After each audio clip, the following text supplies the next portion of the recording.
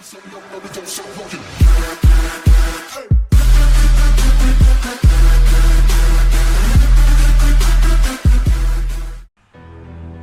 guys, welcome. It's Manga Reads and it's time for the 7 Deadly Sins Season 2. And that's Taizai Season 2 discussion. Now, I'm going to be talking about Episodes 1 and Episodes 2. The reason is I was not able to review Episode 1 before I watched Episode 2.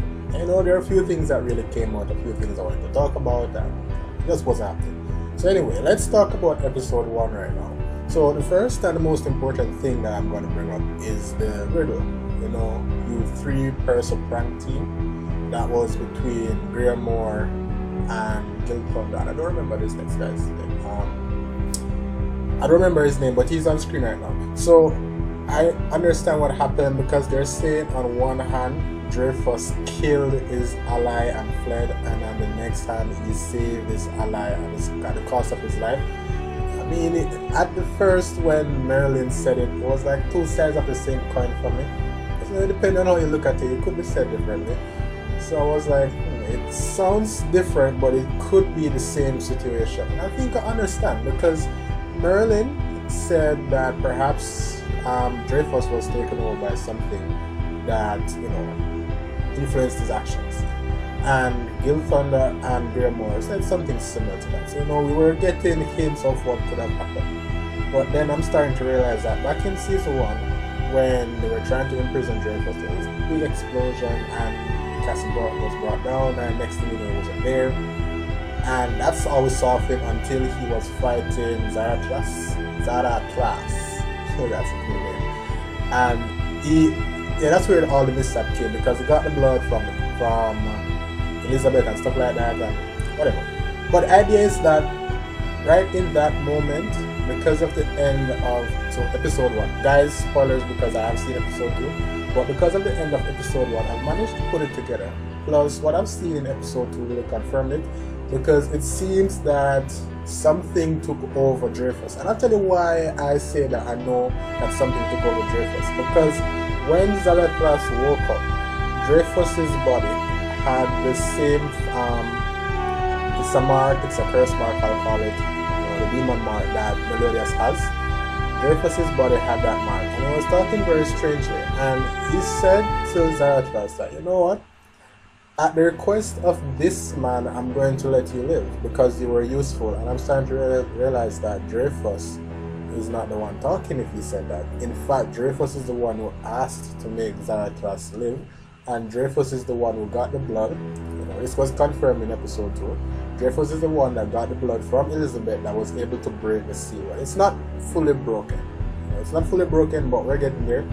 And that's why Zaratras is being allowed to live. Now, so let's put things into perspective. Dreyfus is not Dreyfus, but Dreyfus is alive. And by Dreyfus, I mean his body is still there. I don't know if Dreyfus himself is alive. I wouldn't think so, but we won't worry about that too much. We did see some new characters. Those 3 guys from the Platinum, 2 of them were Platinum rank, 1 was Diamond rank, and they challenged Meliodas because he was getting the medal and stuff like that. Those guys will be important. Let's continue with what's important. So that's the first 2 things that are important for Season 2. The next thing that is important is that based on the trend for Season 1, they wanted to revive the Demon Clan. Okay. That's what they wanted to do the entire Season 1, they just stopped it somewhat, and now we have these 10 shadows. I'll get into that once I'm at Season 2. So for Season 1, that's what we tried to stop, and it kind of happened for Season 2. At the end of Season 2, I'm almost quite confident that the Demon Clan will be revived, which will be dealt with in Season 3. Now, that's the third thing. So the third thing is that we have to look forward to the Demon Clan being resurrected by the end of Season 2. The fourth thing that we should look for is the last sin appearing. Guys, I don't read the manga, I don't know if he's going to appear, but I hope he does. I mean, I waited the entire Season 1 for him, wasn't there. His name is Escranor. It should be Escranor. Escranor seems much more cool. So we're looking for Escranor. He's the last and final sin that at the end of Season 1, Melody said to Elizabeth, hey, you know what, when we found all the sins, you want to come so we can plan next? I mean, that's what we planned initially. So I was like, yeah, sure, let's go. And they sailed off into the sunset. So that's the third thing. Fourth thing, we need to find the final sin. Now the next thing that we need to look at is that this is going to be pretty interesting. I'm just going to go and say it. These 10 guys are going to be stronger than the Sins. Point blank, that's just it. And the reason why I say that is because they introduced the whole power level. Now back in season 1, everything was quite ambiguous as to everyone's power level. They did say that, well, Meliodas should be the strongest because he's the captain, and then King is going to be somewhere there, but Ban is immortal, so Ban might be stronger than Meliodas and stuff. Like, it was all a guessing game, but now that we've introduced the concept of power levels and there's a way for someone other than the Sins to see someone's power level, it's going to be very important for us, because once we get into contact with these 10 shadows, we're going to see their power levels and it's going to be scary. Like, again, I don't read the manga, but I'm just pretty confident this is how it's going to go. Reason being, it wouldn't make much sense otherwise to introduce power levels except to build hype. But it's going down. Now let's get to Ban and King. What are they up to? They are going to the fairy forest, and you know what, let's just start season 2, episode 2. So for episode 2, we do know where Ban and King went. We also know who that person was that was stalking Ban when he said to Meliodas that, you know what, I am going to leave the Sins for a while, forget about me and stuff like that. We know who it is. It's apparently a self-proclaimed lover, and he doesn't have any interest in her. But they went to the fairy forest. We did get to see, oh, what's his name? It's King's best friend. He did return somewhat because he put his soul, apparently, the spirit inside of the element that he gave to King. So, you know, that's good. It's also very cool, very interesting. I really love this part where Diane confessed her love for King. I mean, she did say it to Elizabeth, and Elizabeth is being so silly. I mean, if you love somebody, why not tell them? But I understand why Elizabeth is saying, you know what, she doesn't want to tell Meliodas that she loves him, but yeah. But it's really good for Diane. I'm happy that Diane really got her memory back and she knows that she loves King and stuff like that. I think it's really cool that King knows indirectly because of Ban right now. It's interesting to see what direction you're going to take in the next episode, and we're going to get to the next big thing. I don't think that Diane is going to fight Gauther. The reason is that it doesn't make sense for them to fight right now. You know, I mean, it could happen, like they started fighting, the place gets destroyed, they're weakened, and then these 10 shadows come in, but I don't think they're going to fight. I think Meliodas is going to stop them. The reason is that after Gauther used the blackout, you only saw Merlin back at the cafe. You did not see Meliodas. Also, next thing to look at, what did Merlin take away from Meliodas 10 years ago? Like, Meliodas was pretty serious about was that, you know what, I need what he took from me 10 years ago. And he said afterwards that it's the 10 commandments that's been revived because the seal is breaking. And when he said that, Merlin got so excited and magic went out of proportion. Like, it just got crazy for a while. So we know that they are important. We know that Merlin knows about them, and apparently she has something to do with it. I don't know, but that's the next important thing. The last thing that I want to talk about is, why do they say Elizabeth is the queen? They did say Elizabeth is the queen, and no, she's a goddess. What? Goddess of what, actually? We have fairies. What other race there is? There's supposed to be 5 races, guys. There's supposed to be 5 races in this verse, and they say humans is the shortest lived and weakest of them all, as is per usual. And apparently there's going to be a war, I guess, because they want to get back power. But why is Elizabeth a goddess? Like, goddess of what? Which race does she come from? And you know, the episode 3 review doesn't really give much of a hint of what's happening. Like, we did see a few things, and it does look pretty scary because they're at that same place where they were talking, where Ban was talking to the fairy god. Oh, the fairy goddess, and bringing Elaine back. So, you know, guys, I'm in a big disarray right now. There's so many questions to ask and not many answers is yet. How many questions am I at now? 7? Yeah, there are 7 things to look forward to, and I'm just being modest now. This is frustrating, guys. I don't even know what to talk about anymore because, you know, there's so many questions to get answered. So many questions. But how does this sound for a while? The 7 deadly sins versus the 10 commandments. Now, currently we only have like 6 sins. You know, Escrina is not here yet. I suppose it's going to appear. But how does that sound? I mean, is it going to take the entire season 2 to get all of this stuff done? Like, where are we going? What are we going to do?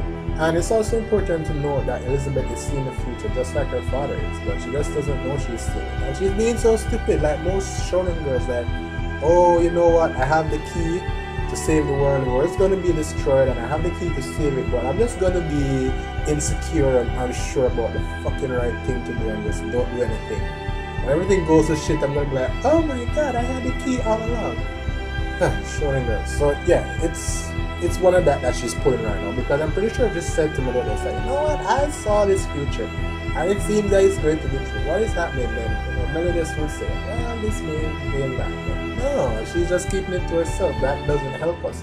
And that's quite annoying. Shit is going down. I have more questions than answers. This is not even a discussion anymore. It's just like a question and not answer session. So that's perhaps what I'm going to name this.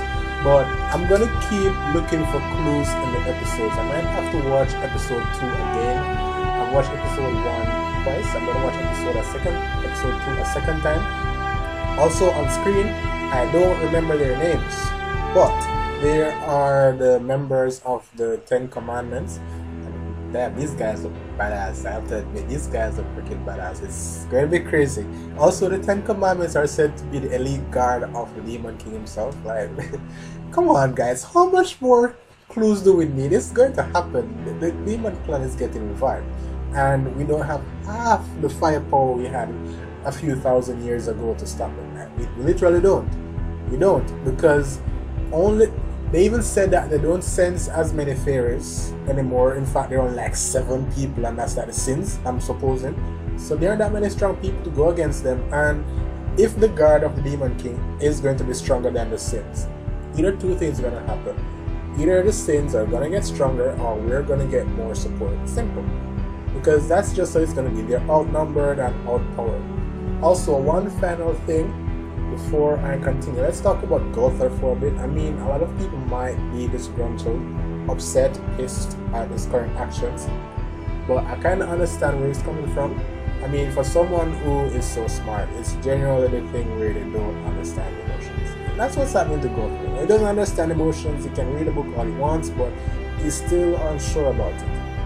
And because of that, he's a genius, unrivaled, obviously, and he's used to being one of the strongest around. He also craves perfection and craves understanding, and this desire to understand emotions is what drove him to do what he's doing right now. You know, when he's fighting Diane, he erased the memory of Zeal and stuff like that. That's kind of what's forcing him to do all this stuff.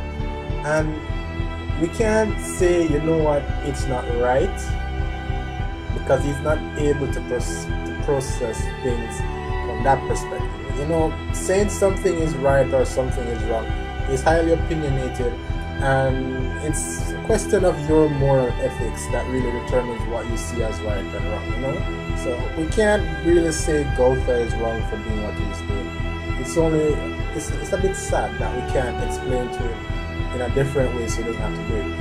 And it's also interesting to see that nothing what Diane says really goes through him. Nothing emotional that Diane says is getting through to him. And I think Diane knows she can't beat him, hence why she called for Meliodas or Merlin.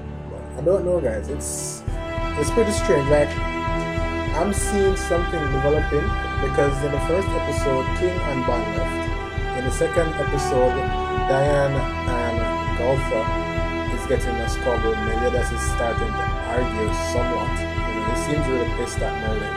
It seems that the sins are getting pulled apart, and that's just it. It seems that the 7 sins are getting pulled apart, and it's gonna be crazy if that happens. I mean, it's Nanatsu no Taizai. It's gonna be pretty interesting. So you know what, guys? Thank you for watching. This is like my question and no answer session. I'll post follow-up videos where I find the answers to these things. I'm gonna be reviewing the season.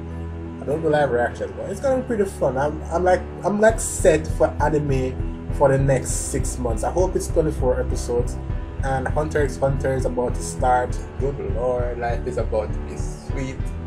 So Hunter x Hunter is about to start. 7 Deadly Sins is happening. By the time the Sins finish, we'll probably have Attack on Titan season 3. Oh yes. So yes, guys, it's good time to be an otaku. Thank you guys for watching. See you soon.